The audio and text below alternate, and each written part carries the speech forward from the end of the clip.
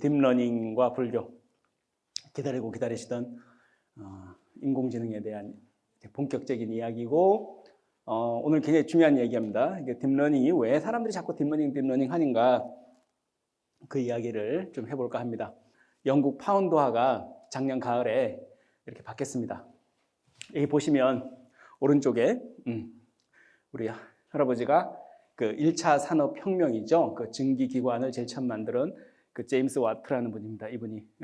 그래서 굉장히 오랫동안 영국 파운드화가 이렇게 우리 같으면 신사임당 5만 원권의 신사임당처럼 오랫동안 차지했었죠. 그러다가 이렇게 이분이 이제 앨런 튜링이라고 근대적인 인공지능의 효시라고 불리우는 사람입니다. 근데 이분을 작년 가을에 새로운 영국 파운드화의 대표 인물로, 단독 인물로 이렇게 올려놨습니다. 이제 그만큼 영국에서도 우리나라에서는 뭐 4차 산업혁명이다 뭐다 이렇게 얘기하지만 뭐 그 용어가 맞는 얘기냐 뭐 찬반 이건 내가 볼 땐 무의미한 얘기 같고요. 어차피 내용적으로는 어떤 형태로든 간에 우리가 없었던 변화를 지금 직면하고 있는 건 분명해 보입니다. 그런 과정에서 영국에서는 이렇게 앨런 튜링이라는 인물을 자기네 자국의 인물이 2차 세계대전 때 독일군을 물리칠 수 있었던 암호 체계를 깨뜨릴 수 있는 그런 이제 컴퓨터를 개발했을 뿐만 아니라 지금의 컴퓨터죠.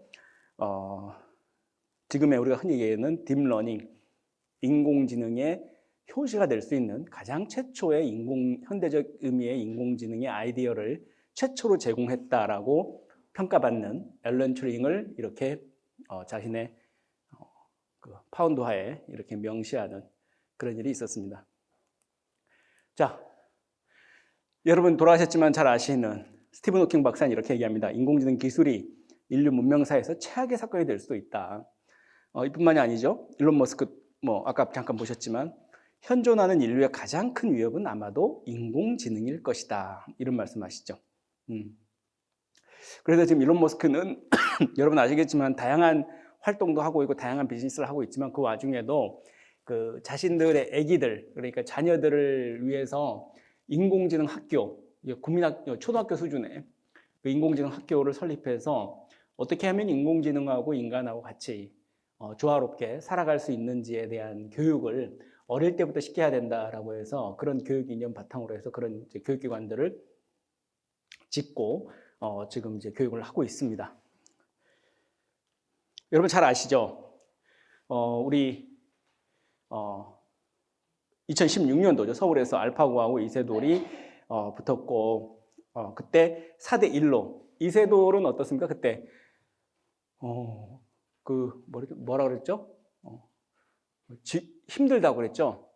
자기가 지기가 힘들다고 그랬죠? 지기가 그 대구 가기 전에 이세돌은 자기가 지기가 너무 힘들 것 같다 그랬어요. 질 수가 없다고, 질 수가. 자기 어떻게 인공지능을 우리나라 사람들 다 그렇게 생각했어요. 이세돌은 워낙 창의적인 바둑을 두는 사람이고 사람이고, 물론 전성기 때는 전 세계 압도적인 일이었고요. 그 당시에 뭐 중국의 커제가 조금 앞서긴 했지만, 알파고란다. 그 딥마인드에서 이세돌을 낙점한 이유는 있습니다. 가장 인간들 중에 창의적인 바둑을 둔다라고 평가받는 사람이기도 했고, 또 워낙 천재이기도 했고 해서, 그 이세돌은 특유의 그런 느낌으로 자기는 절대 지기가 힘들 것 같다고. 그런 농담까지 할 정도로 정말 당돌했습니다. 근데 어떻게 됐습니까? 4대1로. 그것도 1도 겨우겨우 이겨갖고 그렇게 됐죠. 내가 지금 사진은 갖고 오진 않았지만 중국의 커제 구단은 울어요. 막 엉엉 웁니다.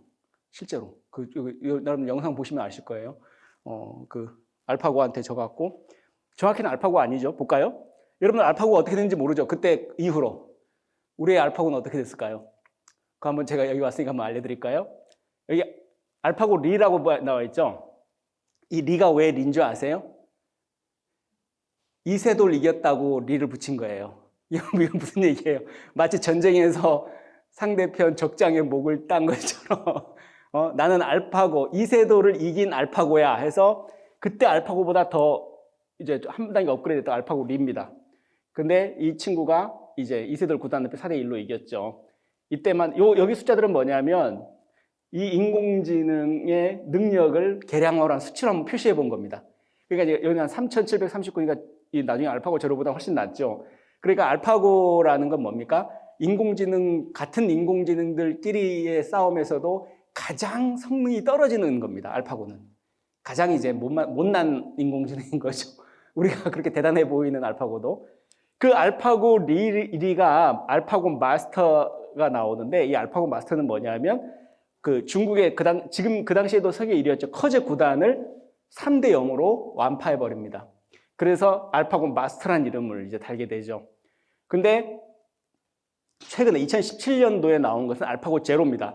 알파고 제로는 왜 알파고 제로냐? 이 알파고 제로는 이전하고 완전 다릅니다. 사실은 알파고 마스터부터 달라지기 시작하는데요. 이세돌을 하고 붙었던 알파고는 뭐냐면 지금까지 인류가 도왔던 모든 바둑뒀던 기록들, 그 기보라 그러죠. 그 바둑뒀던 모범 답안들을 다 데이터로 입력을 시킨 겁니다. 수백만 장이죠. 근데 그걸 다 입력한 거예요. 그러니까 알파고는 어떻게? 공부를 되게 많이 한 학생처럼 굉장히 똑똑해진 거죠. 그걸 데이터를 집어넣어줬으니까. 누가? 그 딥마인드 회사에 그 구글의 엔지니어들이 집어넣어 준 거죠. 그러니까 얘는 집어넣은 데이터대로 막 생각을 해서 계산을 해서 이세돌하고 띄엄띄엄 바둑을 둔 겁니다. 근데 제가 왜 이 표를 보여드리냐 하면 이 알파고 제로는 왜 제로냐 하면 나는 배운 것도 없고 데이터도 없어. 그 구글 직원들 아무도 나한테 손대지 마. 내가 지금부터 배울 거야. 바둑을. 아주 순수한 상태로 놔둬줘. 나를 그냥 가만 놔둬. 그래서 제로예요.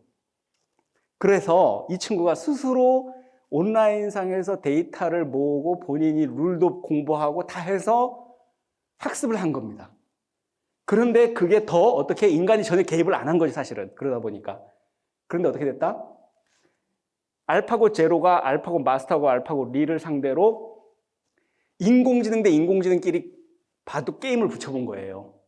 그게 어떻게 됐어요?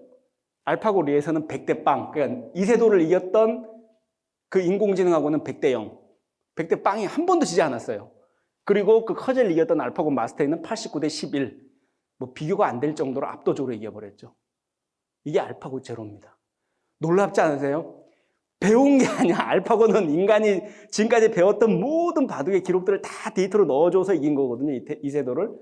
근데 지금 여러분이 알고 있던 알파고는 이 지구상에서 없어요. 의미도 없고. 지금 우리가 인공지능 대단하다며 할 때 그 인공지능은 그 알파고를 얘기하는 게 아니에요. 알파고도 뭐다? 완전히 올드한 구식이다 이거예요. 지금 말하는 것은 알파고 제로처럼 완전히 제로 베이스에서 애기들처럼 자기가 하나씩 배워서 하는 거예요. 근데 우리 인간들처럼 애기들처럼 배우면 수십 년 걸리죠. 그러다가 언제 다 해. 근데 얘는 어떻다? 인간이 20년, 30년 걸릴 걸 얘는 뭐다? 2, 3주면 다 한다 이거예요. 2, 3주면. 그러니까 지금 딥러닝이 무섭다고 하는 거예요. 지금 한번 봅시다. 도대체 이게 어떻게 돌아가는 판인지. 자, 제가 여러분들 앞에 설명을 어떻게 할까 굉장히 고민을 해봤는데 공학적인 얘기를 할 뭐도 없고 그럴 이유도 없을 것 같은데 조금은 나오겠지만 이야기를 한번 풀어보는 게 재밌을 것 같아요. 이 친구가 누구냐면 데미스 하사비스라는 이스라엘 태생의 영국인이긴 한데 이스라엘 어머니 아버지를 둔 인류의 천재 중에 한 사람을 꼽힌 사람입니다. 어떤 사람들은 이 사람을 프로이드나 이전에 뉴턴의 이후에 인류 최고의 천재가 나타났다라고 할 정도로 어마어마한 친구인데 이 친구가 영국에서 딥마인드라는 회사를 세웁니다. 이 딥마인드라는 회사를 세워서 이 사람이 하는 건 뭐냐면 그 알파고와 같은 형태의 그 인공지능 딥러닝 기법을 쓴 인공지능 회사를 친구들하고 세워요. 그 친구들 한 엔지니어가 한 10대 명 돼요. 정확히는 12명이고 나머지는 한 몇 명 안 돼요. 조그만하게 이제 세운 거죠. 그 회사가 뭐다? 딥마인드라는 회사를 세웠어요. 그래서 보여주는데 애들이 보면 좀 이 친구도 보면 좀 똑똑해 보이긴 하지만 아직 이렇게 비즈니스 할 정도까지 큰 거 같지. 얘는 아기 때 한 거거든요. 아기 때. 지금 이게 딱 서울 왔을 때 아직 그 성장한 모습이고 딥마인드가 만들어졌을 때가 완전 아기 때예요. 대학교 1학년도 안 될 때고. 완전 아기 때였는데 이 친구들이 딥러닝이라는 기술을 갖고 자기네가 물론 이거 캐나다 대학에서 몬트리올 대학에서 먼저 만든 거지만 자기네가 지금 비즈니스를 하는데 기가 막힌 걸 만들었다. 그래서 자꾸 이제 시연을 하는데 구글이나 다른 우리가 알고 있는 대단한 회사에서 보니까 영국 쪽에 있는 애들이 똑똑한 애들이 모여서 뭐 좀 만들었다는데 그 친구들 기술이 인공지능 기술이 꽤 쓸만하대 뭐 이런 소문이 돌았나 봐요. 그래서 이 친구들이 다 모아놓고 기술을 보여주는데 자기네가 지금 딥러닝 하는 걸 보여주는 거예요. 하는 모델을 보십시오. 여러분들 벽돌 깨기 해보셨어요? 벽돌 깨기? 딥러닝이라는 그 알고리즘 속에서 학습을 시켜서 이 벽돌 깨기를 시험을 해보는데, 자, 보세요. 딥큐 러닝이라는 최초의 아타리 그 게임을 이렇게 해보는데, 보세요. 처음에 10분 정도 요 벽돌 깨기를 훈련을 시켜봐요. 인공지능한테. 자, 보십시오. 이 벽돌 깨는 거예요. 탁구하는 것처럼. 근데 보세요. 자꾸 놓치죠? 이때만 해도 한 10분 정도밖에 이게 훈련을 안 시킨 상태니까 헤매죠. 인공지능이 자기가 뭘 해야 되는지 잘 몰라. 자꾸 놓쳐. 그쵸? 근데 이거를 지금 어떻게 하는 거죠? 자기가 자꾸 실패하면서 이걸 전부 다 사진 찍듯이 전부 다 데이터로 저장하고 자기가 학습을 하는 거예요. 근데 이제 한 2시간 정도 이제 했어요. 아까는 10분 정도 했을 때고, 2시간 정도 학습을 하니까 곧잘 하죠. 거의 안 놓치죠. 여기까지도 괜찮아요. 여기까지도 이것도 좀 신기하긴 하지만, 인공지능이 저렇게 훈련을 시키니까 이게 퍼포먼스가 좋아지네? 하는데 이 친구가 아주 놀라운 일을 하게 되는데 보세요. 점점 빨라지고, 4시간 정도 훈련을 했어요. 4시간 동안 또 공부를 막 한 거지, 얘가. 어떻게 달라지나 한번 보세요. 인간이 개입한 게 아니에요. 저 왼쪽 보시면 얘가 여기를 계속 집중적으로 깨죠. 올려버린 거예요.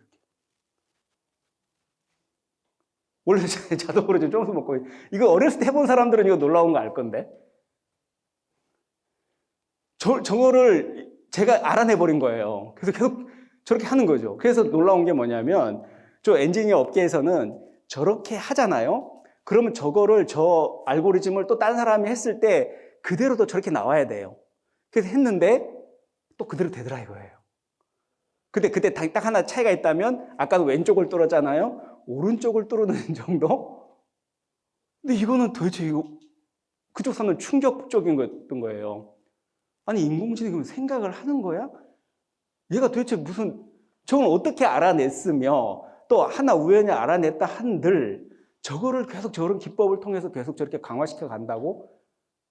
충격받았어요, 다들.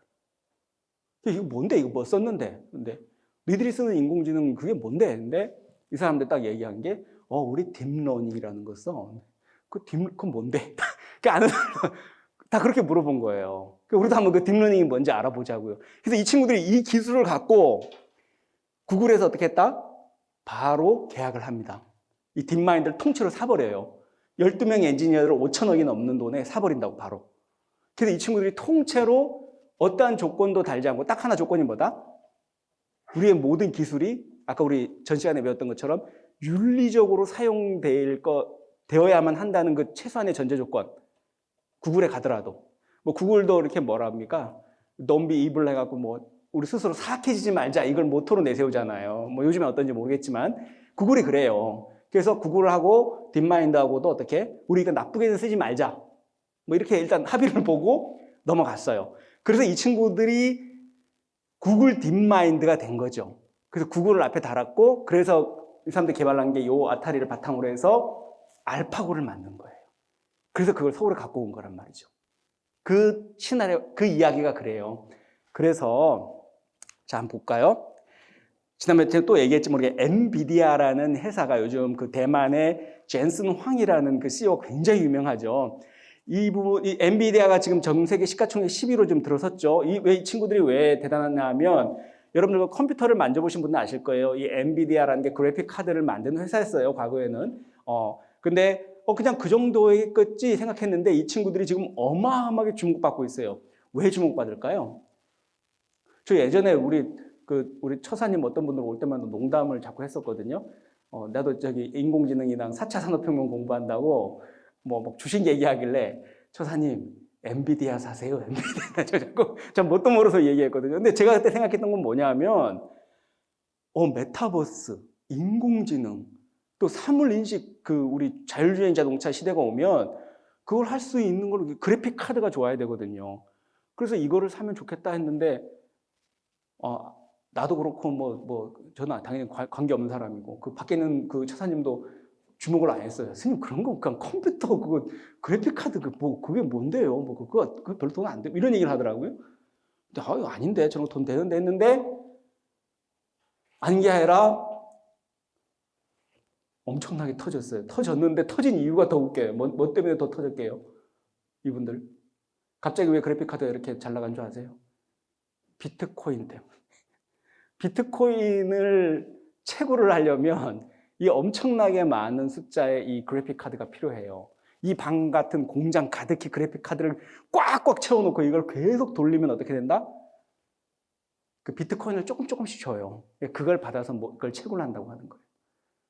요즘 막 비트코인 막 시끄럽지 않아요, 여러분들? 이게 뭔가 막 쉽지 않습니까?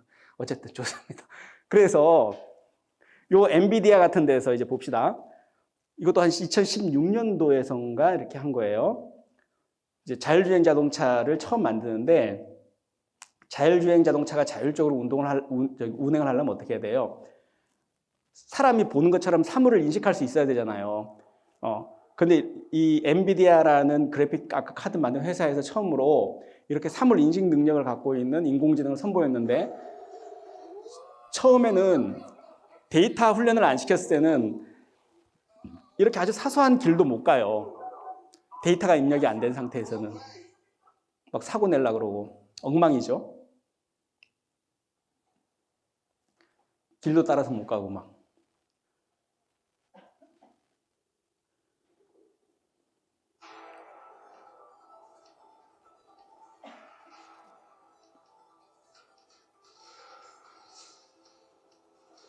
(2016년) 한 3,000마일 정도 이렇게 학습을 시키고 보니까 이 친구가 데이터가 쌓이니까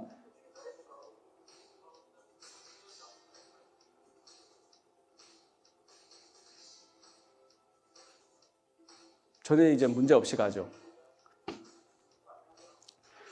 이게 엔진이 중요한 게 아니고 이 친구가 지금 어떻게 하고 있다고요? 사물 인식을 마치 사람이 육안으로 세상을 보듯이 이 친구가 데이터가 입력이 돼 있으니까 마치 세상을 사람이 보듯이 이렇게 보면서 가는 거예요, 지금. 이 더듬어서 센서로 가는 게 아니고. 근데 이 사물 인식률이 몇 퍼센트 정도 된다고요? 97% 정도 돼요. 인간이 몇 퍼센트 되는 줄 아세요? 92%에서 왔다 갔다 합니다. 우리가 다 세상 다 보고 다 아는 것 같아도 시력이 높고 나쁨에 관계없이 보정을 했다 하더라도 한 92% 정도를 맞춘대요. 우리가 운전할 때 보면 알아요. 오늘도 내가 뭐 하나 보는데 이게 비닐 봉지가 밑에 깔려 있는 건지 보니까 우유병 같은 게 깔려 있더만요. 저도 무슨 얘기하면 거의 한 10m 앞에 가서 알았어요. 저는 이게 그냥 비닐봉지인 줄 알고 그냥 지나치려고 했더니 이 보니까 하얀 플라스틱 병이더만요. 그래서 차 밑에가 긁히는 느낌이 있었는데, 그러니까 이게 뭐냐면 이거를 우리가 육안으로 본다 하더라도 제대로 파악 못해요, 사실은 보면. 근데 우리 인공지능의 사물인식 능력 갖고 있는 인공지능 같은 경우는 어떻다? 97% 정도를 갖고 있으니까 정확히 알고 있죠. 저게 비닐인지 아니면은 우유 플라스틱 병인지 그런 정도가 되는 거지. 그래서 지금 엔비디아라든지 자율주행 자동차가 왜 이게 어마어마한 기술이냐 하면 우리가 손도 안 대, 인간이 운전대도 안 잡았는데 자동차가 막 다니네 하면서 우리가 생각할 때 엔진이 특이하다 뭐 이런 생각하기 좋은데 이 자율주행 자동차의 핵심은 사물 인식할 수 있는 인공지능이 탑재되어 있다는 게 핵심입니다. 근데 여러분들 지금 몰고 다니는 차하고 그 자율주행 자동차의 결정적인 차이점은 엔진에 있는 게 아니고 배터리에 있는 게 아니고 마치 사람의 눈처럼 얘가 보고 다닌다는 거예요. 여러분들 지금 비싼 차 갖고 다니시는 분들 중에 레이다 이거하고 달라요. 지금 여기서 말하는 사물 인식하는 이 인공지능은 사람 눈처럼 보시면 된다고 생각하면 돼요. 놀라운 겁니다. 이런 기술은 그럼 누가 어떻게 만들었나? 이 캐나다 몬트리올 대학의 이 제프리 힌튼이라는 이 사람 정도만 이름 기억해도 여러분 어디 가서 딥러닝 얘기할 때 제프리 힌튼 교수 아니야? 딱 이렇게 얘기하면 아마 아무도 여러분들한테서 인공지능에 대해서 아는 체 안 할 겁니다. 그 제프리 힌튼 교수가 처음 시작했다면 딱 하면 아마 여러분 자녀분들도 아마 엄마 우리 할머니를 감히 제프리 힌튼 교수가, 왜냐하면 이 사람 정도는 꼭 기억해둬야 되는 게, 실질적으로 이분이 딥러닝의 아버지입니다. 딥러닝을 이 사람에 의해서 만들어졌고, 이 사람에 의해서 모든 것들이 고안이 되고 한 겁니다. 그 스토리를 한번 들어볼까요? 자, 과거에도 인공지능에는 이 딥러닝이라는 인공지능에 대한 컨셉은 많았습니다. 하지만 지난번에 얘기했던 것처럼 1940년대부터도 인공지능에 대해서 만들 거라는 컨셉은 있었는데 생각만큼 잘 안 됐어요. 너무 가지 어려운 게 많고, 가장 결정적으로 뭐냐면, 인공지능은 아까 아시다시피 데이터가 있어야 되거든요. 그리고 또 두 번째 뭐가 있어야 돼요? 컴퓨터의 연상 능력이 좋아야 돼요. 컴퓨터 성능이 좋아야 된다는 얘기지. 하지만 어떻습니까? 우리가 2000년대 오기 전까지 인터넷이 최근에 생긴 거잖아요, 사실 보면. 그렇게 오래되지 않았잖아요. 또 그렇게 데이터들이 많지가 않아요. 또 데이터가 많다 한들 뭐가 안 된다? 그걸 운용할 수 있는 컴퓨터 수준이 옛날에는 그닥 좋지가 않았어요. 그래서 언감생심 인공지능을 돌린다는 것은 더욱더 말이 안 되는 거였죠, 사실은. 컨셉은 있는데, 개념은 그렇게 할 수 있겠다고 생각하지만 잘 안 돼. 그럼에도 불구하고 사람들은 계속 인공지능을 만들어 보고 싶어 했다 이거죠. 그래서 계속 어떤 노력을 하는데 잘 안 돼요. 그래서 복잡한 설명은 접어두고, 인공지능은 딱 두 가지 정도입니다. 딱 두 가지 정도인데, 그 중에 하나가 뭐냐면, 계통이 두 가지 방식으로 이 사람들이 고민을 해요. 하나는 뭐냐면, 기호에 기반한 방식으로 인공지능을 만들어 보자. 그건 뭐냐면, 우리가 개하고 고양이가 있잖아요. 개하고 고양이가 있으면, 고양이는 뭐죠? 인공지능으로 하여금, 저게 고양이다 알아맞힐 수 있게 만들려면, 인공지능한테 어떻게 공부를 시켜야 될 거 아니에요? 학습을 시켜야 될 건데, 근데 여러분들 고양이가 뭐예요, 근데? 여러분들이 이제 인공지능을 이제 학습을 시켜야 된다 했을 때, 여러분들이 엔지니어라고 했을 때, 고양이를 인공지능한테 가르쳐 줘야 되겠어. 근데 고양이를 뭐라고 가르쳐 드릴까요? 고양이가 뭐예요, 근데? 여러분 설명할 길이 좀 난감하지 않나요? 그게 사자가 될지, 개가 될지. 근데 어떻습니까? 근데 우리는 그게 되게 복잡하죠, 사실은. 근데 한 가지 확실한 건 있죠, 여러분들. 보면 알아요. 보면 알고. 근데 말은 못 하겠어요. 말은 하긴 하는데, 말하다 보면 막 삼천포로 빠지고 강아지도 되고, 토끼도 됐다가, 막 쥐새끼도 됐다가, 막 이럴 거 아니에요. 다람쥐도 됐다가. 근데 중요한 건 우리 애기도 그건 알아요. 3살, 4살만 돼도. 이게 고양이인지 개인지. 근데 그렇게 복잡하게 해야지 안다고요? 근데 그렇게 복잡하게 접근하려고 했던 게 기호 방식으로 접근해. 여러분들 영어로 if then 있잖아요. 뭐뭐이라면 무엇이다. 해갖고 고양이처럼 뭐라죠? 귀가 2개고 털이 났고 여기 수염이 이렇게 길게 나 있다면 고양이다. 라는 것을 어떻게 한다, 엔지니어들이? 일일이 다 그걸 입력을 하는 거예요. 그걸 코딩한다고 그러는 거예요. 그 코드를 다 한 땀 한 땀 입력하는 거예요. 속칭 노가다죠. 얼마나 힘들겠어요. 그래서 그걸 일일이 다 하려고 그러니까 얼마나 힘들겠으며, 또 더 중요한 건 그게 맞지도 않아. 예를 들어 고양이를 설명 내가 지금 아까처럼 똑같이 하면 귀가 2개고 수염이 났고 뭐 하다 보니까 토끼로 나오고 막 이렇게 돼버리잖아요. 아무리 묘사해도 정확하게 개와 고양이의 중간이라든지 이런 거를 정확히 코딩을 못 해낸다는 거죠. 하면 대충은 맞거나 또 대부분 틀리거나 이렇게 된다는 거죠. 또 너무 힘들어. 그걸 일일이 다 그럼 세상 모든 걸 알아맞히려면 세상 모든 거를 다 입력을 다 해야 돼. 어느 세월에. 너무 힘들죠. 근데 그 방법이 그래도 가장 컴퓨터다운 방법이었어요. 그래서 계속 그렇게 하려고 했는데 1940년도에 맥컬런이라는 그 신경생리학자, 의사죠. 근데 이분이 아주 재밌는 생각을 하는데 뭐냐면, 인공지능을 그렇게 막 복잡하게 막 하나하나 막 계산하면서 하는 게 아니고, 우리 인간의 두뇌가 그렇게 안 생겼잖아, 사실. 이렇게 얘기하는 거예요. 인간의 두뇌를 열어보면, 여러분 제일 먼저 떠오르는 게 뭐죠? 뉴런, 시냅스, 이 정도 떠오르잖아요. 그렇게 생겼는데, 그 정도로 간단한데 사실 알고 보면, 단지 그게 숫자가 어마어마하게, 막 10조 개, 30억 개가 그 배열이 넘어가니까 복잡해지는 거지, 알고 보면 그건 간단하더라 이거지. 그래서 그 신경생리학자는 인공지능도 그렇게 무슨 복잡하게 막 계산하면서 가는 게 아니고 인간의 두뇌를 한번 모방해보자 이렇게 된 거예요. 그게 신경망 학습이라고 그래서 뉴럴 네트워크라고 그러거든요. 한번 하나하나 한번 볼까요? 크게만. 우리가 이게 딥러닝이란 무엇인가 이렇게 했을 때 여러분 알고 있는 인공지능이 가장 큰 범주에 있다면 그 안에 있는 게 머신러닝이에요. 기계학습이라는 거지. 기계한테 학습을 시키는 게 머신러닝이고 그 머신러닝 중에 우리가 지금 오늘 얘기하고 있는 게 딥러닝입니다. 머신러닝은 여러분 이렇게 엄청나게 많아요. 머신러닝이 그러니까 기계를 학습시키는 방법은 여러 가지가 있다는 거지. 근데 너무나 많고 이걸 여러분들이 다 알 필요가 있다 없다? 없습니다. 그죠? 이걸 왜 해? 그래서 여러분들이 기억해야 될 것은 딱 요 3가지 정도만 우리가 한번 기억해 보자 이거지.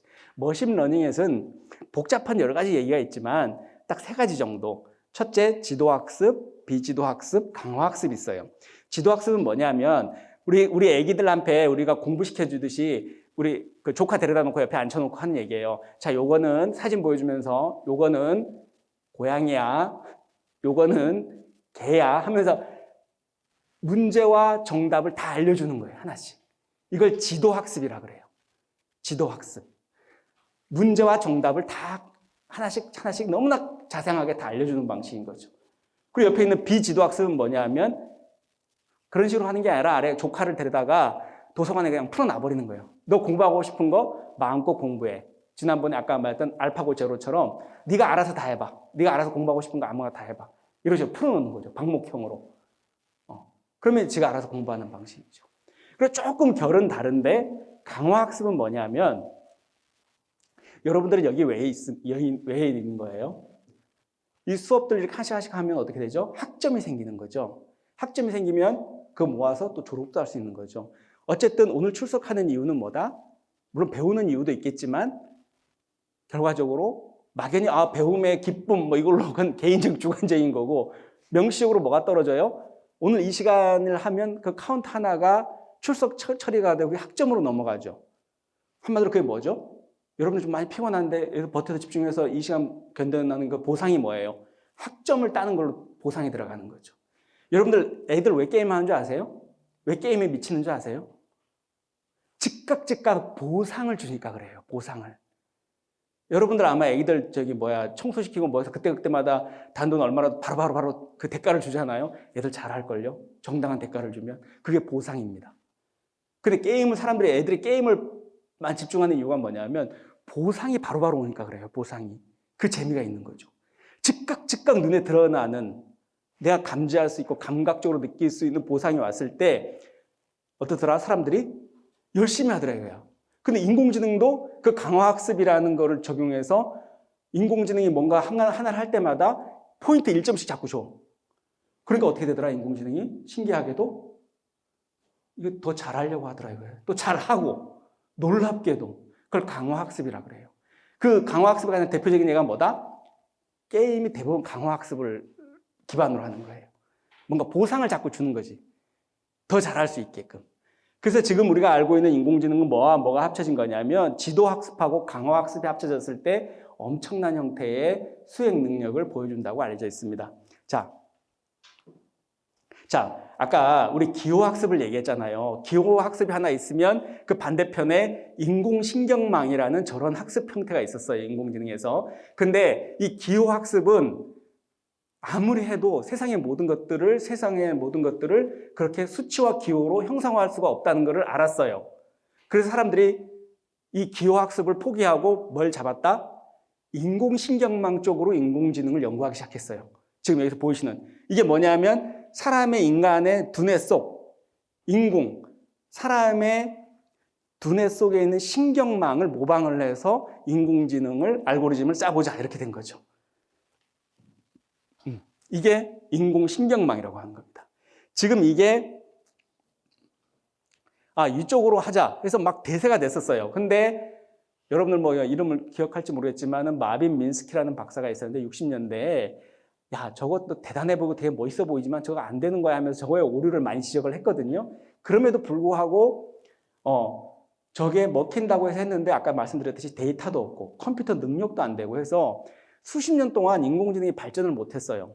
이쪽으로도 안 되고 저쪽으로 안 되고 그러니까 기호학습 쪽으로도 안 되고 신경망 쪽으로도 안 돼갖고 굉장히 오랫동안 정체기가 계속됐죠. 그걸 소위 말해서 업계에서는 인공지능의 겨울이라 그럽니다. 그러니까 어떻게 돼요? 대학에서도 인공지능 연구하는 교수도 없고 돈이 없으니까 학인들도 없고 학생들도 없고 정부에서도 지원도 안 해주고 그러니까 너무 힘든 거죠. 그러니까 아무도 인공지능 안 해요. 그럼 망하는 쪽이지. 근데 아까 보였던 우리 최초의 제프리 힌튼이라는 그 교수가 어떻게 했다? 끝까지 꿋꿋하게 인공지능 업계에 남아서 계속 이 인공신경망으로 계속 돌린 거예요. 그래서 이분이 놀라운 게 된다고 인공신경망으로 인공지능 된다니까 계속 이제 그 얘기를 한 거죠. 그래서 놀랍게 이분이 2010년도에 이분이 한 게 뭐냐면 지금 아까 할아버지가 됐지만 2010년도에 전 세계에서 인공지능을 하는 뛰어난 학생들이 다 모여서 뭘 하냐면 각 팀들이 뭐 하버드부터 동경대학교, 뭐 서울대학교도 다 가요. 가서 뭘 하냐면 사물 인식 능력 테스트를 해요. 이게 뭐냐면 이미지넷 대회라는 건데 자신들이 갖고 있는 인공지능 모델을 갖고 세상의 모든 사물들을 딱 보여주었을 때 이 인공지능이 이게 뭔지 바로바로 알아맞히는 대회인 거예요. 무슨 말인지 알죠? 이거 뭐죠? 하면 뭐 이거 컵? 뭐 이거 뭐? 하면 뭐 자동차? 뭐 탁탁 알아맞추는 거지. 근데 이게 그렇게 생각한 만큼 어떻다? 인공지능 수준이 많이 떨어져 있었기 때문에 2010년도 이전까지도 많이 떨어져 있었기 때문에 그닥 정답률이 높지가 않다. 그래서 이게 보시면 알겠지만 이게 2010년도 있잖아요. 여기 보이시죠? 여기서 제일 높은 게 뭐예요? 한 72% 정도밖에 안 돼요.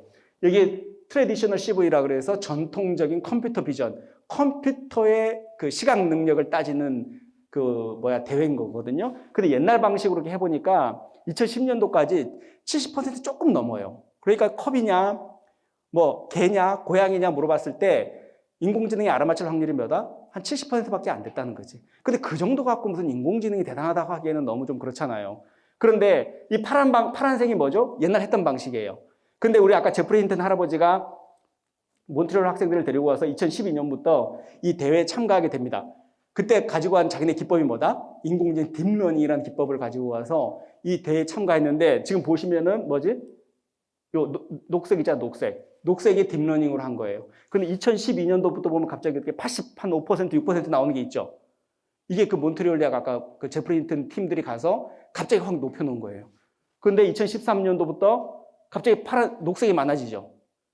다른 팀들도 놀랐어요. 이 딥러닝은 안 되는 거라고 생각했는데 뭐냐면 이 인공신경만 갖고는 안 되는 거라고 생각해서 아무도 이 사람 말을 안 들었거든요. 그런데 막상 이미지넷 대회 아까 제프리 힌튼 교수가 자기 학생들 데리고 와서 해고 보니까 압도적으로 높아지기 시작하는 거죠. 그래서 다른 학교 팀들도 다 어떻게? 다 몬트리올 대학의 제프리 힌튼 사람들을 흉내내는 거예요. 전부 다 이제 딥러닝 기법으로 바꾸는 거죠. 바꿔서 시험을 해보니까 2014년도 90% 돌파했죠. 2015년도 97%까지 올라갔어요. 근데 여기 2014년부터 어때요? 파란색 안 보이죠? 기존에 했었던 이전의 딥러닝 이전의 방식으로는 다 했던 사람들도 다 이전에 했던 기술들 다 포기해버렸어요. 안 해요, 이제는. 전부 다 딥러닝으로 하는 거죠. 그래서 지금은 2016년도부터 이 대회를 안 합니다. 더 이상 이제 무의미해서. 워낙 잘 맞추고, 뭐 서로 차이라고 해봐야 0.몇 % 차이라 갖고 이게 더 이상 안 하거든요. 그러니까 인공지능이 이제 사물을 인간보다 더 많이 알아맞추니까 더 이상 필요 없다 이거죠. 그래서 과거에도 페이스북 같은 데서 이렇게 치와와 머핀, 치와와 사진 딱 찍으려고 해갖고 딱 보여주려고 그러면 뭘 보여주니? 저기 페이스북에서는 저렇게 머핀 사진을 막 자꾸 올라와.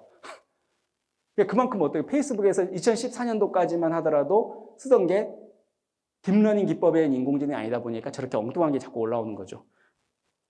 옆에 아까 이제 페르시안 고양이들 있잖아요. 저렇게 바닐라 아이스크림 하는데 페르시안 고양이하고 헷갈려. 좀 여러분들이 헷갈리시는 분 계신 것 같은데 사람들은 저 대부분 뭐 알잖아요. 이게 아이스크림인지 고양이인지. 근데 인공지능은 저걸 모르더라 이거 2014년도까지만 하더라도. 근데 지금은 사람들은 이렇게 보는데 인공지능은 다 알아맞춘다 이거죠.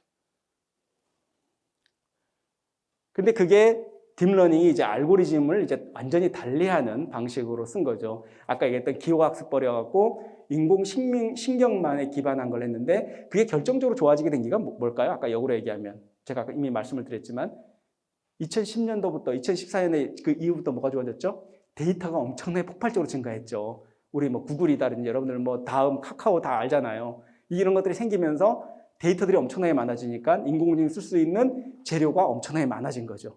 그리고 2014년 이후부터 뭐가 더 좋아졌어요? 컴퓨터 능력이 엄청나게 좋아졌죠. 연산 능력이. 그러다 보니까 인공지능이 잘 돌아가게 된 거예요. 그런데 그럼에도 불구하고 다른 사람들이 인공식량망 된다 해서 인공식량망을 와 해갖고 이세돌도 이거 해가 막 뛰어들었어요. 엄청나게 뛰어들었거든요. 그래서 막 했는데 투자도 많이 하고 했는데 또 생각만큼 데이터를 많이 놓고 저 아까 신경망을 막 이렇게 복잡하게 하면 더 잘할 줄 알았는데 잘 안 돼.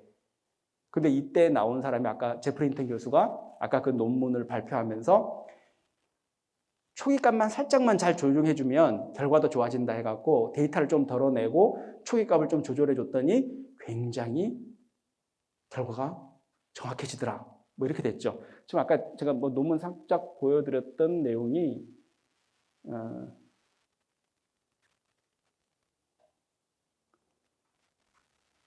이게 그 역사적인 논문이거든요. After Fine Tuning이라고 나와요. 우리 처음에 Deep Belief Net라 그래서 제프리 힌턴 교수의 논문인데 처음에 초기값만 Fine Tuning 미세한 조정만 살짝 해줬더니 결과값이 좋아지더라 이 얘기인데 여러분 알고리즘 제가 계속 알고리즘 하는데 알고리즘이 뭘까요? 제가 이번에 얘기했는데 우리 노스님께서 옛날 그 TV에서 내가 이거 AI 붙다 하다 보니까 야 근데 난 네 말 하나도 못 알아듣겠더라 이렇게 내가 얼마나 반성을 하고 고민을 했는지 자 그러면 알고리즘을 설명을 어떻게 해드릴까 우리 스님들 앞에 나 그런 고민을 그걸 했는데 알고리즘 다 알고 있는데 알고리즘이 뭐냐 물어보면 모르는 사람 많아요. 사실은 애매하잖아요. 알고리즘은 쉽게 얘기해서 어렵게 얘기해서면 논리와 절차거든요. 논리와 절차. 뭐 어떤 일이 됐든 간에 그 일을 해가는 방법과 절차를 알고리즘이라 그래요. 이런 말은 되게 어렵잖아요. 쉽게 얘기해서 여러분들 라면 사면 라면 봉지 뒤에 뭐가 있어요? 조리법 있잖아요. 또 자세한 라면은 어떻게 돼 있죠? 그림물까지 이렇게 착착착착 그려졌잖아요. 끓는 물을 3분 넣는다, 뭐 면을 넣는다, 스프를 넣고 뭐 맛있게 먹는 이게 그림으로까지 나와 있잖아요. 그 순서와 절차가 알고리즘입니다. 라면을 끓여 먹는 순서와 절차, 그게 알고리즘이라고요. 그러면은 그 유명한 짜파게티와 일반 라면하고 알고리즘이 같아요? 달라요? 조금씩 다르지 않나요? 같은 듯 다른 듯 하죠. 그리고 똑같은 옛날 삼양라면이라도 여러분들 기호에 따라서 어떻게 되죠? 여러분들 물 끓이고 스프를 먼저 넣나요? 면을 먼저 넣나요? 사람마다 다 다르더만요. 어떤 분들은 끓는 물에 스프부터 넣는데요. 그래서 그게 잘 국물이 우러난 다음에 끓기 시작하면 면을 넣는 거래요. 근데 어떤 분들은 그런 게 아니래요. 거기 나와 있는 대로 물이 끓기 시작하면 면과 스프를 넣는 거래요. 여러분은 어느 쪽이에요? 근데 그거 자체가 스프를 언제 넣을까 그 순서 자체가 각자 다 갖고 있잖아요. 조리법으로 레시피를 갖고 있잖아요. 그게 알고리즘입니다. 나는 스프를 먼저 넣어. 아니면 나는 스프를 나중에 넣어. 그 자체가 그 순서와 절차가 어떻다? 알고리즘이라고요. 그래서 여러분들 앞으로 알고리즘은 복잡하게 생각하지 말고 라면 조리법 연상하시면 돼요. 근데 그게 어떻다? 인공지능이나 복잡한 데로 넘어가면 그게 뭐 알고리즘이다 뭐다 되게 있어 보이게 만들어지는 것 뿐이고 세상 모든 것은 알고리즘이다 했을 때 뭐다? 아 맞다. 우리 음식도 다 알고리즘. 그 조리법, 그 만드는 순서, 절차 뭐 끓으면 뭐 넣고 해서 꺼서 먹는다. 이게 다.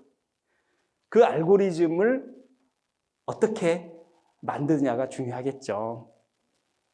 인공지능은 그러면 아까 제가 머신러닝하고 딥러닝이 큰 원, 중간 원, 작은 원 얘기했잖아요. 근데 도대체 뭐가 차이가 있는데 이렇게 얘기할 수 있는데 아주 쉽게 말씀드리면 머신러닝도 인공지능이긴 한데요. 인공지능은 어떻게? 인공지능에다가는 조리법도 놓고 면 넣고 스프 넣고 물 넣고 해서 재료 넣으면 뭐가 나온다? 라면이 나와요. 라면. 지금 우리가 알고 있는 기존의 것들은. 라면을 만들어준다고요. 근데 지금 딥러닝은 뭐다? 완제품인 라면도 넣고 면도 넣고 그 재료들 넣어놓으면 인공지능이 알아서 뭐를 만들어준다? 조리법을 만들어줘요. 조리법을 만들어준다고요. 알고리즘을 만들어줘요. 그게 놀라운 일이죠. 근데 지금 딥러닝은 저렇게 알고리즘을 만들어줍니다. 지금 제가 하고 있는 프로그램이 PPT라 그러죠. PPT 한다 그러잖아요. 프레젠테이션 한다는 거. 저거 띄우기 전에 뭐가 있죠?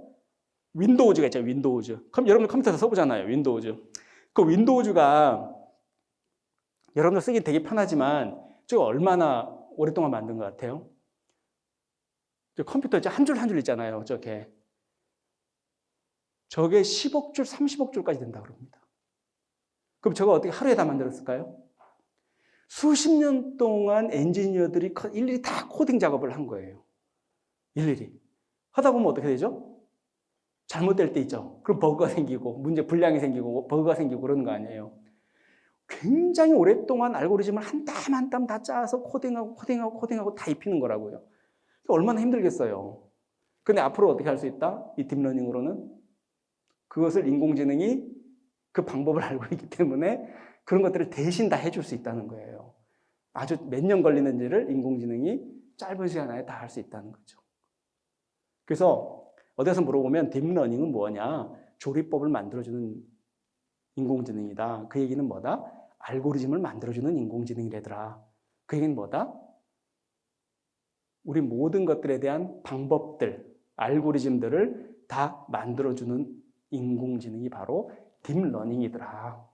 그러면 문제는 뭐냐면 딥러닝은 알고리즘을 만들어내는 인공지능이라고 우리가 얘기할 수 있는데 그러면 여기서 나와 있듯이 이세돌하고 누구죠? 그 알파고가 대국을 했는데 그때 알파고는 엔지니어가 12명 있다고 그랬잖아요. 딥러닝 했었던 그 딥마인드에서 이분들이 이세돌을 이기는 방법을 알고서 했던 그 바둑을 두개 만든 건가요? 그때 엔지니어들이 한 거는 뭐다? 딱 한 가지밖에 없었어요. 데이터를 집어넣는 역할만 해주는 거예요. 알파고에다가. 그 친구들 중에 12명 중에 이세돌보다 바둑을 잘 주는 사람은 단 한 명도 없었어요. 그 중에 내가 알고 있기로는 딱 한 명 정도가 바둑을 더 본 적이 있는 사람이래요. 근데 이분은 이세돌하고 무슨 게임을 할 수 있는 레벨이 아니에요. 마치 손흥민이라는 선수가 있다면 우리 동네 축구하는 나 정도? 이 정도 비교가 되는 사람이지. 그럼 그 얘기는 뭐예요? 우리가 알파고를 대단하다고 하지만 알파고를 만든 개발자들은 이세돌을 이기는 방법을 모른다니까요. 근데 얘가 어떻게 이길 수 있었을까요? 단지 그때 개발자들은 데이터만 넣어줬을 뿐인데 어떻게 이기는 알고리즘 누가 만들어냈다? 알파고가 스스로 만들어낸 거예요. 그런데 문제는 뭐다? 아까 우리 아마존 얘기할 때 얘기처럼 어떻게 이겼는지는 몰라요. 그러니까 우리가. 그러니까 이게 불안해지기 시작하는 거죠. 이기니까 신기하게 신통방통하고 다 이기네, 다 해내네, 좋긴 좋은데 문제는 우리가 그걸 알 길이 없는 거예요. 아까 고양이와 쥐 이렇게 보여줬을 때 어떻게 됩니까? 고양이하고 쥐 보여주면 기호학습에 보면 고양이는 이렇다 다 설명해 주는 방식이라고 그랬죠. 그런데 신경망학습은 뭐다? 사진을 한 100장 넣어줘요. 개 사진 100장, 고양이 사진 100장. 근데 매 사진 하나 보여줄 때마다 이건 고양이, 오케이. 이건 개. 잘못하면 또 X 해갖고 계속 그걸 반복적으로 훈련시키는 거거든요. 그러니까 사진을 보여주는 거예요. 말로 설명해 주는 게 아니고. 그게 신경망 학습인 거죠. 볼까요? 자, 우리 인공신경망 할 때 조금은 복잡할 수 있는 얘기지만 간단합니다. 이게 우리 동그라미가 우리 인간 뇌세포에 있는 뉴런이라고 생각하시면 돼요. 그래서 우리가 뭔가 사물을 볼 때 내가 좋아하는 지금 뭐가 있을까요? 명품백이 딱 있다. 명품백이 딱 있다. 그런데 그 명품백이라 하더라도 여러분들 다 취향이 다 다르잖아요. 무슨 땡땡 또 어느 브랜드에서 나온 것들이 자기 좋아하는 게 있다는 거잖아요. 또 자기가 마음에 안 드는 또 명품 또 백이 있는 거고. 근데 자기가 좋아하는 명품백이 딱 들어왔을 때 어떻게 하죠?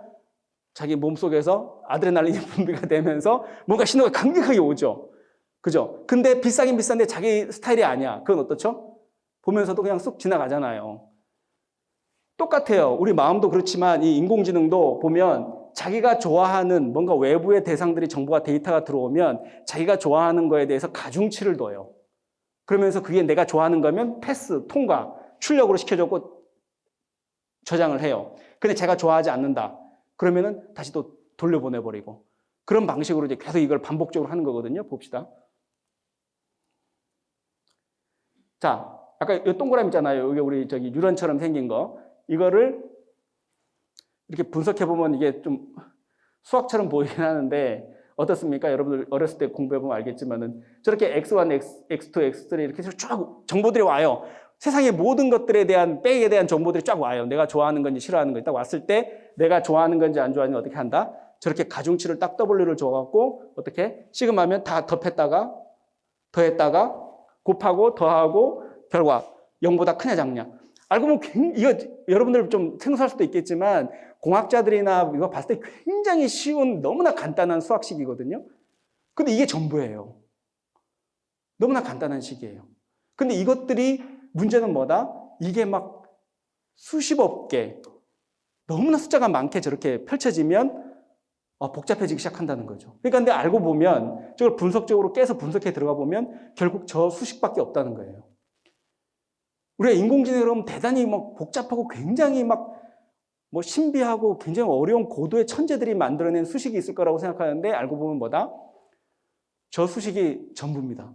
그런데 단지 저 수식을 갖고 있는 저 노드, 저 동그라미들이 엄청나게 많다는 거예요. 엄청나게 많다는 거예요. 수십억 개씩 있다는 거지. 인간이 그 수십억 개를 다 계산하려고 한다? 금생엔 다 안 될 거예요. 몇 생을 거쳐서 해야 돼요. 그것도 똑똑한 사람들이. 그런데 문제는 뭐냐면 이런 식으로 해서 알파고가 이세돌을 이겼다는 거죠. 근데 어떻게? 그래서 다 분석해보자 이거죠. 도대체 어떻게 내가 이겼어 했는데 분석해보면 저 하나 낱낱해 하나하나 노드들은 뭐다? 그냥 평범하게 7, 6 숫자밖에 안 나와요. 근데 이 7, 6이라는 숫자가 어떻게 이세돌을 이기는 방법이 되는 거에 대해서는 인간이 알 도리가 없다는 거죠. 인간 다 알아. 아까 제가 블랙아웃, 인공지능이 어떻게 그런 결론을 내렸는지 우리는 알 수 없습니다 했을 때 아예 모른다가 아니라 뜯어보면 되지. 뜯어봤는데 이게 나온다는 거죠. 근데 이게 문제는 뭐다? 수십억 개가 됐을 때는 우리가 이게 어떤 연산과 어떤 관계 속에서 그런 결론이 내렸는지 알 도리가 없더라. 이렇게 되는 거죠. 근데 이런 거를 창안해낸 사람들이 얘기하는 것도 그래요. 이것도 참 설득력이 있는 게, 야, 인공지능이든 뭐가 됐든 우리가 한번 내려놓고 한번 생각해보자 이거죠. 우리 인간의 두뇌도 우리가 달나라에 우주선도 보내고 인공지능도 만들고 음악도 만들고 예술도 하고 엄청나게 많은 대단한 일들을 하는데 저 사람 머리 한번 한번 뜯어봤으면 좋겠다 해서 모든 사람들의 두뇌를 열어보면 어떻게 됩니까? 두뇌 안에. 결국 머리가 좋은 사람이든 나쁜 사람이든 대단한 사람이든 악인이든 간에 뭐다? 시냅스하고 뉴런의 작동이라는 거지. 굉장히 간단한 것밖에 없어요, 사실은. 근데 문제는 뭐다? 우리 두뇌 안에 있는 그 모든 신경계통이라든지 신경이라는 게 뭐죠? 수십조가 있잖아요. 이게 너무나 많은 숫자가 연결되어 있는 거 아닙니까? 그래서 이게 어떤 식으로 연결이 되고 작동이 됐을 때 어떤 결과가 나오는 거에 대해서는 우리가 인간이 안다 모른다 아직도? 몰라요. 몰라. 우리 인간에 대해서 우리가 잘 알면 인공지능도 아마 금방 더 대단해지도 몰라요, 사실은. 근데 우리는 인간에 대해서 잘 모르다 보니까 문제인데 핵심은 마치 우리 인간이 대단하고 복잡한 연산도 하고 예술적인 활동도 하니까 대단한 것처럼 보이지만 알고 보면 인간도 뉴런하고 시냅스가 굉장히 단순한 구조를 갖고 있듯이 인공지능의 이 인공신경망도 딥러닝도 알고 보면 저렇게 간단하더라 이거지. 근데 문제는 저렇게 간단해 보이는 것들이 수십억 개가 같이 연결되면서 어떤 조화를 만들어내는지에 대한 낱낱의 인과관계는 우리가 아직 모른다 이거예요. 그러니까 인공지능이 근데 한편으로는 우리가 그러니까 두려울 수도 있다는 거지. 어떻게 저런 결론에 이르는지를 우리 스스로 알아내질 못하니까. 그걸 알아내려면 어떻게 해야 돼? 뜯어갖고 저거를 수십억 개를 우리가 다 분석해내야 돼요. 딱 한 가지 할 수 있는 방법은 하나 있을 겁니다. 저 인공지능 딥러닝이 왜 저런 결론에 이르렀는지를 분석하는 또 다른 딥러닝 인공지능을 만들어내면 가능할지 몰라요. 근데 인간의 능력으로는 안 된다는 거지. 그게 이제 난점이고 맹점이라는 거죠. 그래서 쉽게 얘기하면 여러분들 테슬라가 됐든 알파고가 됐든 주변에 무슨 청소기가 됐든 뭐가 됐든 뜯어보면 다 뭐가 있다? 이거 딥러닝이 쓰인 인공지능입니다 생각하면 뜯어보면 뭐가 있다? 저 속에 뭐가 들어있지? 저렇게 똑똑하지 생각할지 모르겠지만 AI 스피커 다 속에는 뭐가 들어있다? 저거밖에 없어요. 결론은. 뜯어볼 필요도 없는 거지, 사실은. 모든 게 저 간단한 연산 속에서 진행되는 건 저거밖에 없다는 거지. 저게 핵심이라는 거죠. 알고 보면 두려울 것도 없죠. 너무 허망할 정도로 간단하니까. 근데 저게 숫자가 많아지고 연결 구조를 달리하면 저렇게 똑똑해지거나 막 저렇게 인간 흉내를 내버리더라 이거지. 근데 그거는 이제 우리가 또 앞으로 이제 밝혀야 될 문제이기도 하고. 개, 고양이, 아까 그렇게 된다는 거죠. 그래서 이렇게 딥러닝이라는 게 저렇게 입력, 인풋에 하면 아웃풋 이리까지 수없이 많은 계산 과정을 거치는 거예요. 저걸 이게 누에있잖아요. 저렇게 옆으로 세우면 어떻게 될까요? 마치 아파트처럼 충수가 생기잖아요. 옛날 우리 이세돌을 이해했던 우리 알파고는 저게 13층이었대요. 13층. 13층인데 지금 IBM에서 운용하고 있는 정도의 그런 인공지능은 130층이 넘어요. 한 5, 6년 전에. 이미 그보다 지금은 더 높아졌겠죠. 훨씬 더 복잡한 연산이 가능해지는 건데 알파고는 그에 비하면 굉장히 낮은 수준이었다 이거죠. 자, 예를 들면 딥러닝 비로자 우리 해인사의 이제 본존불이 비로자나 부처님인데 비로자나부를 우리가 알 수 있는 가장 대표적인 방법이 뭘까요? 수인, 그렇죠. 손가락을 이렇게 하고 있잖아요. 또 이렇게 한 경우도 있고 비로자나부를 알 수 있는 방법은 뭐다? 수인이더라 이거지. 근데 저렇게 사진을 많이 보여줘서 인공지능 딥러닝 넣어놓으면 인공지능이 어떻게 딥러닝 비로자나부를 이제 알아맞히냐면 이 친구가 비로자나부를 공부해서 아는 게 아니에요. 사진을 여러 장 보다 보면 한 100장을 보다 보면 이 친구가 공통점을 발견해요. 어떤 공통점을 발견할까요? 제일 먼저 두드러진 특징이 수인을 발견하게 된다는 거지 얘가. 근데 이 친구는 수인이 뭔진 몰라. 근데 비로자나부는 한결같이 손을 이렇게 하고 있더라 이거야. 그럼 이 친구는 어떻게 한다? 다음에 제가 데이터에 없는 새로운 사진이 딱 보여줬을 때 이게 뭔가요? 딱 물어보면 이 친구는 뭐라고 대답할까요? 비로자나부릴 확률이 뭐 70% 됩니다. 80% 됩니다. 이런 식으로 대답을 하더라 이거지. 그게 딥러닝이라는 거죠. 그러니까 딥러닝은 뭐죠? 특징값을 알아맞히는 알고리즘이에요. 특징을 팍팍 잡아낸다 이거지. 그래서 근데 아까 제가 왜 그 말씀을 드리냐면 딥러닝이라 그래서 인간이 야 딥러닝은 말이야 뭐 서기 몇 년도부터 만든 거고 뭐 해인사회도 있고 뭐 이런 걸 얘기를 안 해준다는 거지. 그런 얘기가 할 필요가 없다는 거야. 딥러닝은 저렇게 사진으로 계속 보여주면 돼. 계속 훈련시켜주면 된다 이거지. 그러면 그 공통점을 어떻게 찾아낸다? 그걸 특징값이라 그러는데 그 특징값을 딥러닝이 찾아내는 게 딥러닝이더라 이거지. 수인인가 뭔가 하여튼 비슷한 것들을 기가 막히게 캐치해내는 거지. 근데 인공지능한테, 딥러닝한테 뭐 비로자나불의 역사와 유래와 이런 것들 물어볼 필요, 그건 인공지능이 그렇게 얘기할까요? 그거 구글 찾아보세요. 네이버 지식인에 물어보세요. 이렇게 대답할 거예요. 그건 옛날 인터넷에서 다 할 수 있는 내용이니까 그런 유치한 거 말고 자기는 그런 거 지식 없이도 이게 비로자나불인지 알아맞힐 수 있다는 거지. 어떻게? 특징값을 찾아낼 수 있으니까. 마치 우리가 초등학생한테 어떻게? 이건 개야, 이건 고양이야, 다 알아맞추잖아요. 근데 그 조카 한 편 물어보세요. 근데 이게 왜 고양이야? 물어보면 애가 뭐라고 얘기할까요? 아니, 고양이를 고양이라고 얘기하는데 무슨 이유를 자꾸 그렇게 얘기할 거 아니에요. 실제 그런단 말이에요. 그게 우리한테는 뭐가 있다? 인간들한테는 이 알라야식이라는 게 있어서 의식으로 언어로 되지 않아도 이미 알고 있는 본원적 지각 능력이라는 게 있어요. 이게 뭐다? 불교에서 유식에서는 제8 알라야식이라고 하는 거예요. 그게 이미 우리는 함장돼 있어서 그냥 보면 아는 능력이 있다니까요. 근데 우리는 육의식에서는 뭘 합니까? 이거를 언어로 정리해주는 역할을 하는 거죠. 자, 오늘 오다 보니까 요 앞에 지나다 보니까 잔디밭에 색깔이 어때요? 딱 보자마자 와, 잔디 봄, 푸르스름하다. 푸르스름하다라는 단어가 언제부터 생겼을까요? 푸르스름하다. 근데 여러분들 푸르스름하다 다 알죠, 지금? 제가 말하니까 어떤 느낌인지 벌써 이미지 떠올랐죠? 근데 저하고 여러분들하고 어떤 지금 뭔가 교감이 있었던 거죠? 푸르스름하다라는 걸 어디선가 배운 거잖아요. 그게 의식이에요. 제 의식에서 하는 거라니까요. 언어로서 정리가 되는 거죠. 근데 푸르스름하다라는 말을 여러분들이 공부한 적도 없고 들은 적도 없고 책 읽은 적도 없고 아무것도 몰랐다고 생각해 보세요. 그걸 어떻게 표현할 건데? 근데 어떻게 표현할지는 모르겠지만 여러분들 그게 어떤 느낌인지 알죠? 푸르스름한 게 어떤 느낌인지 알잖아요. 언어로 공부하기 전에. 있단 말이에요. 그게 뭔지 있다고. 그거 있어요. 그거 있잖아요. 그거라고 할지 그 느끼는 게 우리 알라야식이에요. 근데 인공지능은 아직은 딥러닝이 아무리 대단하다고 하지만 아직 거기까지는 못 갔기 때문에 어떻게 제6의식에서 다 처리하려고 하니까 많이 어려운 것 같아요. 아까 지금 변상서식 책에 보면 그런 얘기들 많이 나오니까 한번 참고해서 읽어보시면 될 것 같고, 자, 백문이 불여일기 한번 들어봅시다. 딥러닝 이제 작곡도 하니까.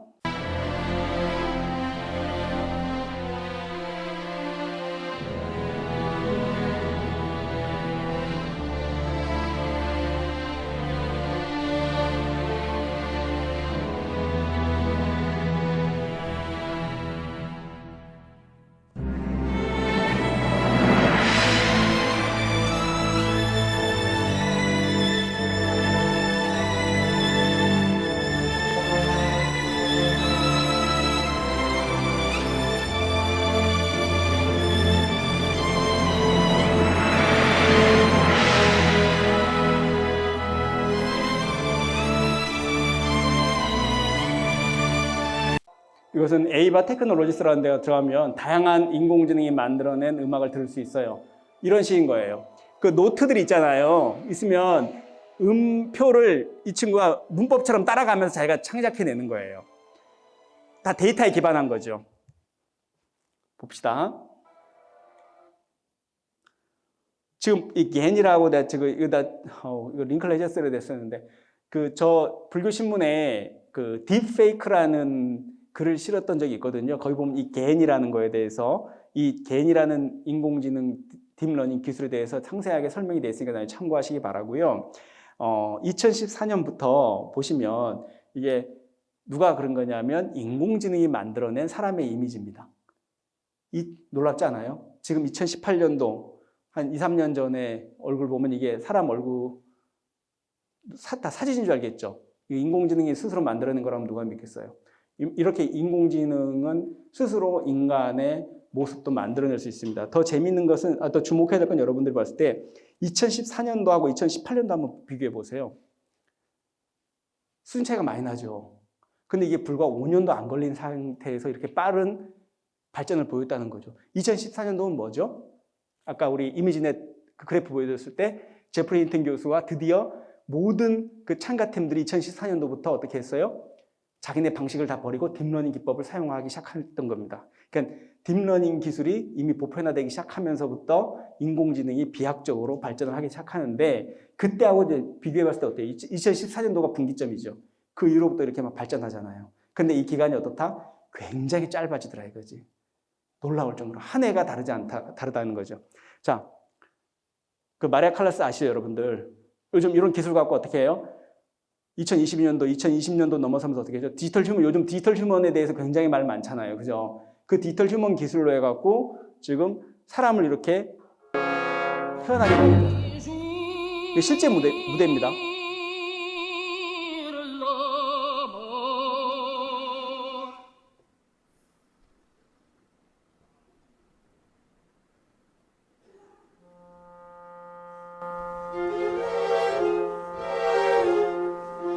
마리아 칼라스만 홀로그램이고요. 뒤에 있는 배경들, 오케스트라는 실제 사람들이고요. 또 실제로 지금 유럽에서 저걸 콘서트를 하고 요즘 저기 막 유행처럼 지금 많이 하고 있죠. 그 옛날 과거에 유명했던 가수들을 소환하는 방식으로. 이게 지금 또 윤리적으로 또 이슈가 많이 되고 있죠. 이게 과연 옳은가? 누구의 동의를 받고 저런 이제 콘서트를 기획하는가? 뭐 로열티 부분 문제뿐만이 아니고 복잡한 문제들이 굉장히 많아요. 근데 지금 볼 때 어떻다? 사람들이 무대 위에 저렇게 올려놨을 때 크게 이질감이 없다는 거예요. 오히려 더 현실감, 또 몰입감도 더 뛰어나고. 그래서 아까 얘기했던 2014년부터 인공지능이 뭔가 인간의 얼굴을 구현하는 데 굉장히 유치했지만 불과 5, 6년 사이에 지금은 저희 디지털 홀로그램을 갖고 콘서트를 열 정도가 된다.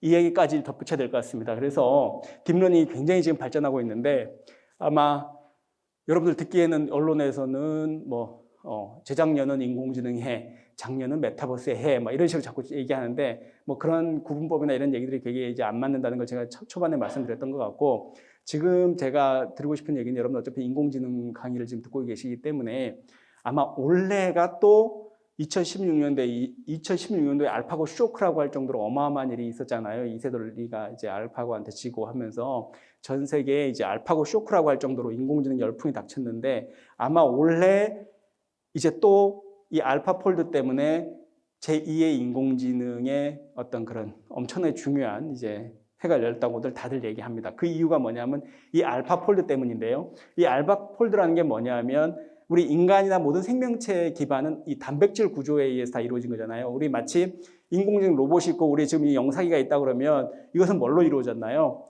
분해해보면 다 부품이 있잖아요. 우리 생명체 부품은 뭘까요? 전부 다 단백질 구조가 부품인 거거든요. 근데 우리가 이거를 분해하고 다시 조립하고 쓸 수 있으려면 어떻게 해야 돼요? 이 부품이 어떻게 생겼는지 다 알 수 있어야 되잖아요. 알 수 있으니까 분해할 수 있는 거 조립할 수 있는 거잖아요. 근데 인간이 그게 안 되는 이유가 뭐예요? 단백질 구조가 어떻게 접혀있는지 잘 몰라요. 우리가 파악을 아직 못하고 있어요. 그걸 파악하려고 그러면 어떻게? 수백 년 지나도 안 돼요. 왜? 단백질이 그냥 한결같이 민자로 되어 있으면 좋은데 저렇게 접혀 있다는 거죠. 말려 있고. 마치 우리 주머니 속에 그 이어폰 꾸겨 넣으면 어떻게 해야 되죠? 여러분들 이어폰 꾸겨 넣어서 필 때, 오늘은 이렇게 접혀 있었으니까 내일은 이렇게 접혀 있겠지 생각해서 꺼내서 풉니까? 안 풀리잖아요. 그거 상상 안 되잖아요. 이렇게 꾸겨 넣었을 때 어떻게 이어폰 선이 이렇게 꾸겨져 있을지 예측할 수 없죠, 여러분들. 우리 지금 단백질 구조가 그렇다는 거죠. 근데 이걸 하겠다고 덤빈 거예요. 아까 그 하사베스 이 사람들이. 바둑 다 끝났잖아요. 바둑 이제 더 이상 이길 상대도 없고 재미없잖아요. 그래서 이 사람들이 뛰어든 게 인간 단백질 접힘 구조를 예측해내겠다 해서 덤빈 거예요. 그래서 4, 5년 전부터 이걸 했거든요. 근데 이 사람들이 그 대회에 나가서 나 그래프를 안 갖고 왔는데 이걸 했는데 2020년도 대회에서 이 사람 똑같은 이런 대회를 또 해요. 2020년 대회에서 나가서 이 사람들이 한 60%, 70%까지 맞춰버렸어요. 근데 그래도 많이 못 미치긴 하지만 놀라운 일이었어요. 어떻게 단백질 구조까지 저렇게 맞춰간다고? 그래서 깜짝 놀랐죠. 근데 2021년도 대회에 나가서 이 친구들이 87%까지 끌어올렸어요. 그래서 지금 이게 사이언스라는 잡지에서 2021년도에 전 세계에서 가장 주목할 연구 중에 하나가 그 알파폴드가 어떻게? 그 단백질 접힘 구조, 그러니까 단백질 접힘을 예측하는 그 분석 프로그램을 만들어낸 것. 또 걔네들이 압도적으로 지금 1등을 하고 있어요. 근데 그 구글에서 어떻게 한다? 끝나고 나서 일반적으로 그런 학회에서 자기네가 그렇게 1등을 했으면 자기는 어떤 기법을 썼다, 어떤 기술을 썼다고 이렇게 발표하는 게 관례인데 이 친구들이 이제 영업 비밀이라고 생각하는지 원래 그 작년에 그걸 발표를 안 했어요. 일부만 얘기하고 말았어요. 그래서 이 학자들은 굉장히 좀 분노도 했고 이 사람들은 얘기하는 게 이 친구들이 완전히 이거를 이제 바둑은 아니야 서비스였고 바둑은 그건 어쨌든 자기네한테 크게 뭐가 위해가 안 될 거니까. 근데 이거는 자기네 이제 완전히 상용화하려고 일부러 공개하지 않는 거 아니냐 할 정도로 어쨌든 구글에서 단백질 구조 예측 프로그램까지 개발을 해서 알파폴드2가 출연했는데 알파폴드2에서는 아까 87% 이상을 맞춰버리더라. 90%까지 넘는 것도 이제 시간 문제다, 원래 정도는. 그래서 이쪽 분야에서 뭐 어마어마하게 유수가 됐습니다. 그래서 아마 원래 이게 구글에서 이 알파폴드에 대해서 정확히 자기네가 어떤 알고리즘과 어떤 기술을 써서 이런 결론에 이르렀다고 아마 발표를 하게 되면 아마 지금 우리 이세돌 알파고 때처럼 아마 또 어마어마한 또 이제 센세이션한 그런 게 나올 것 같고 이게 바로 알파폴드2입니다. 아마 기억해 두세요. 혹시나 이게 신문에 계속 나올 때 아마 여러분들 올 한 해 동안 듣게 될 키워드입니다. 알파폴드2, 두 번째 버전이 지금 나왔어요. 근데 알파폴드2가 압도적인 성능을 지금 보이고 있습니다. 그래서 뭐다? 우리 지금 요번에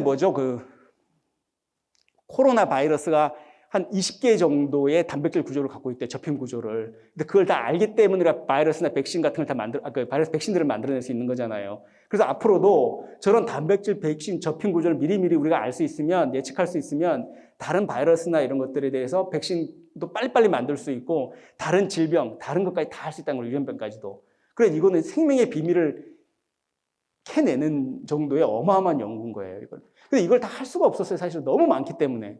근데 그 인공지능이 이제 컴퓨터 능력이 있으니까 딥러닝으로 하면 예측을 할 수 있다는 거지. 어떻게 접했으니까. 근데 인간 힘으로 좀 못해요, 사실은.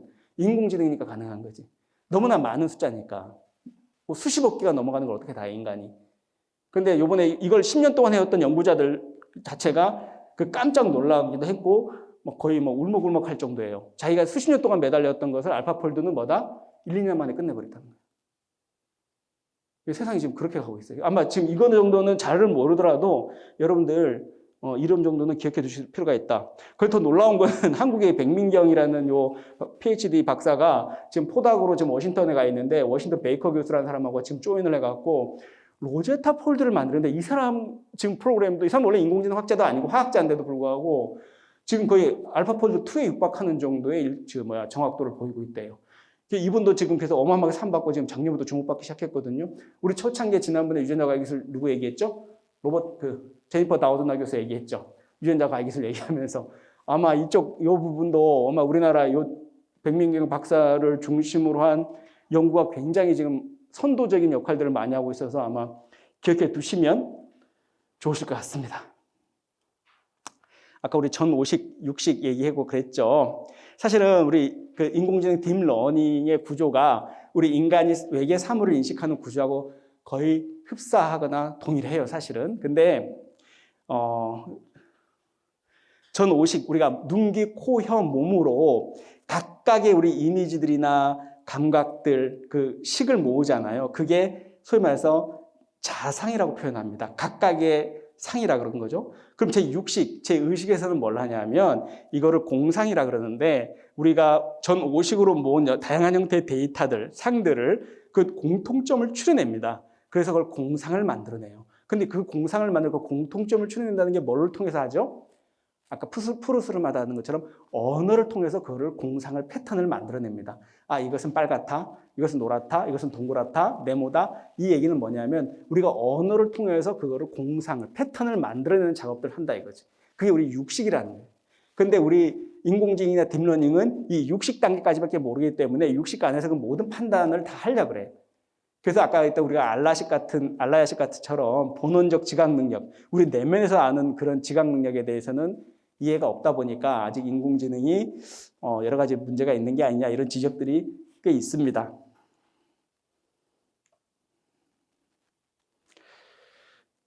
그래서 지금 우리가 초창기에 우리 알파고만 나올 때만 하더라도 우리가 인공지능 시대에 살아가면서 자꾸 어떤 식으로 생각한다? 인간 대 기계, 인간 대 인공지능 이런 식으로 얘기하기 쉬운데 이게 얼마나 터무니없는 얘기일 수 있냐면 알파고 옛날 우리 이세돌을 얘기했던 알파고의 하루가 우리 인간으로 치면 몇 년이냐면 35.7년이라 그래요. 계산상으로. 그러니까 알파고가 하루 사는 게 우리 35.7년에 해당되고 알파고가 하루 동안 바둑 연습을 한다 그러면 하루에 100만 번의 대국을 할 수 있답니다. 하루에 100만 번의 바둑 연습을 들 수 있다는 얘기지. 근데 이세돌은 아무리 뛰어난 사람이지만 어떻게 사람인 이상 밥도 먹고 잠도 자야 되고 잠을 안 잔다 하더라도 하루에 100만 번의 대국은 불가능하죠. 하루에 3-4번도 하기 힘든 건데 3-4번이 뭐예요? 얼마나 체력 소모가 심한데. 근데 알파고는 그냥 배고프지도 않고 밥도 안 먹고 잠도 안 자고 화장실도 안 갈 거기 때문에 하루에 앉으면 자기네 속도로 해서 100만 번의 대국을 할 수 있답니다. 그렇게 해서 또 데이터를 모으는 거죠. 자, 우리 알파고는 뭐죠? 2016 완전 옛날 버전 얘기하는 거예요. 그 옛날 버전인 알파고조차도 그 실질적인 성능을 봤을 때 뭐다? 우리 인간하고는 그런 맥락에서는 상대가 되지 않는다 이거죠. 근데 그럼에도 불구하고 우리는 계속 옛날 전 근대적처럼 어떤 그런 관점에서 인간 대 기계, 인간 대 인공지능 뭐 이런 대립각 속에서 이런 이야기를 풀어가는 게 과연 온당한가? 우리가 그냥 헛다리 짚고 있는 거지. 무조건 안 된다 뭐 이렇게 해서 패배주의를 얘기하는 게 아니고 애초에 관계 설정 자체를 그렇게 잡으면 안 된다는 거예요. 애초에 비교할 수 없고 같은 층위에서 얘기할 수 없는 거를 갖고 자꾸 우리가 그렇게 몰아가면 안 된다 이거지. 매스컴에서는 그게 이제 쉽고 편하고 하니까 재밌으니까 이제 그렇게 할 수 있겠지만 우리도 같이 그렇게 얘기하면 안 된다.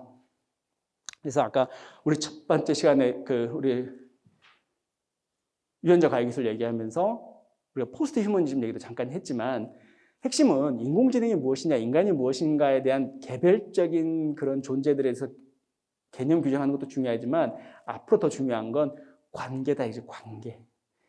인공지능과 인간이 어떤 관계를 맺을 것인가에 대해서 고민하는 게 더 중요할 수 있다는 거지. 마치 우리가 개를 키우고 고양이를 키우는데 개가 무엇이고 고양이가 무엇인가에 대한 철학적 존재를 규명하는 게 중요한 게 아니고 뭐죠? 개를 키움으로써 내가 개한테 사랑을 주고 개한테서 내가 위안을 받고 하는 그러한 관계 자체가 중요한 거 아니에요. 그러니까 여러분들 개도 키우고 고양이도 키우는 거 아닙니까? 똑같은 맥락이라는 거죠. 단지 그게 기계냐 생명이냐 그 차이라면 차이겠지만, 그러니까 핵심은 그 관계에 우리가 주목하는 방식으로 생각을 끌어가야 될 거라는 것이 이제 시대에는 그 얘기를 하고자 함입니다. 그리고 우리가 또 인공지능 뭐다 하면서 굉장히 흥분해갖고 뭐 대단한 것처럼 얘기할지 모르겠지만 너무 무시해서 돌아가는 거에 대해서 뜨악한 것도 웃기지만 또 너무 대단하다고 생각할 필요도 없는 게 아까처럼 알파고가 됐든 테슬라가 됐든 AI 스피커가 됐든 우리 주변에 둘러싸고 있는 그 대단하다는 딥러닝 인공지능 뜯어보면 아까의 그 간단한 수식에 불과하더라. 근데 그게 다 서로 연결되고 해서 어떤 케미스트리에 따라서 다양한 형태의 능력을 발휘하고 있는데 그건 또 인간하고 마찬가지더라. 그러니까 너무 지나치게 두려워하는 것도 우습고 그렇다고 해서 이렇게 어마어마한 변화가 일어나고 있는데도 불구하고 여전히 인공지능은 그 자리에서 맴돌 거다라고 생각하는 것도 바른 태도는 아니다 이거지. 항상 중도적 태도에서 한번 좀 잘 고민을 해볼 필요가 있다라고 말씀드리고 싶습니다. 우리 화엄경에서는 야마천국의 창품에 이런 말이 나와요.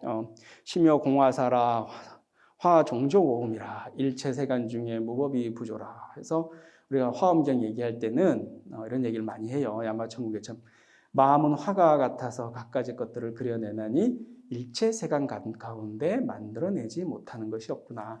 여기서의 마음은 아까 얘기했던 것이지만 알라식 정도의 마음을 얘기하는 겁니다. 우리 플라톤도 똑같은 얘기를, 비슷한 얘기를 많이 하죠. 우리 마음은 항상 뭐든지 이렇게 형상이라든지 뭔가를 그려내고 만들어내죠. 그래서 뭐든지 만들어내는데 실제로도 우리 현실세계, 물리세계에서 그 마음속에서 그려내는 것들을 실제로도 구현시켜내더라 이거지. 그게 바로 인공지능이더라. 그래서 아까 우리 킬러 로봇 얘기할 때도 했지만 아까 뭐 차세대 비수술 신경공학 얘기할 때도 얘기했잖아요. 우리 마음에서 모든 것들이 비롯되더라. 이게 단순히 뭐 일체유심조 뭐 이런 얘기를 하고 싶어서 말씀드리는 게 아니고 우리 한 번 생각의 힘이 얼마나 무섭고 그죠? 그 대단한 건지에 대해서 한번 잘 생각해 볼 필요가 있습니다. 마음이라 그래서 우리가 업이 따르지 않는 것도 아니고 이게 허망하게 그냥 관념적으로 추상적으로 흘러가는 게 아니라는 거지. 마음에 따라서는 킬러 로봇도 만들어내고 딥러닝도 만들어내고 또 깨달음으로도 가기도 하고 하는 겁니다. 그래서 한번 다시 한번 마음을 돌이켜 볼 수 있도록 하는 시간이 됐으면 좋겠습니다.